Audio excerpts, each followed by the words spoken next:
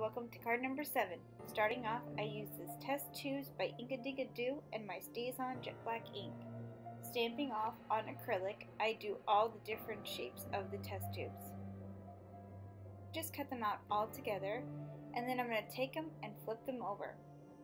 Using my glossy accents, I'm just going to fill in some of the test tube with this, and I make sure that I put a pretty good amount and filling in all the gaps.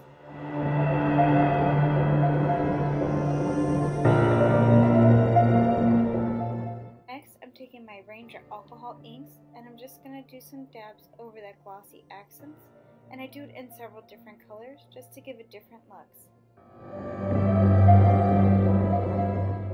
After I'm satisfied with the colors I've chosen, I just take a toothpick and I swirl the colors into each other, and then you can add a little bit more or a little bit less, whatever you like for this technique. Using my Stamp-A-Majig, I just make sure that I place these all in the right spot. As you can see, I have to take off the tape and realign it down at the bottom, and then I just continue to stamp out the rest of the test tubes. I'm using VersaFine ink so I get a nice dark mark. I just stamp out the rat from the Artistic Outpost stamp in Gothic 31, and then for the rest of the stamps I use the rest of the test tubes by Inkadinkado. And now I'm going to go ahead and color them all in. I did leave it so that you could see in detail what I did with the coloring, and I used the original packaging for reference. I absolutely loved how these little critters came out, and you'll see later on in the video I did go ahead and I used a, I believe it was Bing as my reference to color in the frog, because I wanted a poisonous frog and the cockroach, and at the end I was so pleased how these came out. So yeah, just continue. I have some music going and I sped this up to about 4 times, so I hope you enjoy.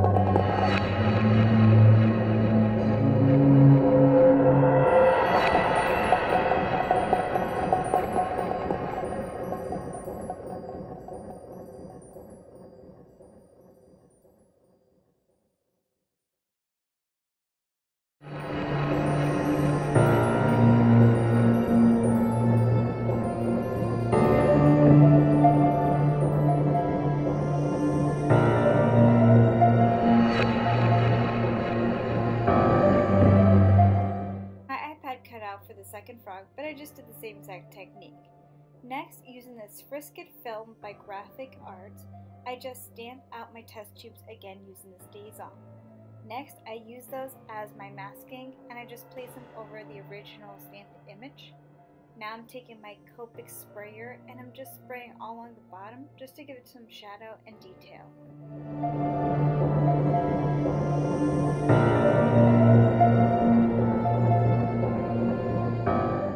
I want to add a little bit more, so I take my Tim Holtz Spritzer with some of the vintage photo and I just go along all the edges and inside and just spraying randomly. Now I'm peeling off the masking and as you see, it leaves a nice white inside. Next, using the spiderweb stamp, I just go ahead and do the edges of this card. Now I'm going to take my Tim Holtz Distress ink and I'm just going along all the edges just to give it a little bit more depth. Didn't show it, but I did all my edges in the black soot too. Now I'm just going ahead and gluing all the pieces down onto the front of the card base. This card, there's several different options. This is number 1. And then this is number 2 option. Taking some American Crafts twine, I just go ahead and I wrap it around doing the 3 times. Now I'm just adhering it to the front of the card base. Using my glossy accents, I just do a little bit on the back and just place it right in where I want it. Make sure you just line it up with the stamped image that's already there. I go ahead and I adhere all the pieces into place. Here's a better look at the poisonous frog. And I just use some foam dots. Here's the rat and the cockroach. And I just place them where I want them. And that's about it. So starting off with the inside of the card, I do the spider web on all 4 corners again, using my VersaFine Onyx black ink just to ink up those edges to give a nice crisp look. The sentiments, I'm using Scrappy Mom's Haunting We Will Go. Both those come from that same exact stamp set. Now, I'm just putting the inside of the card together.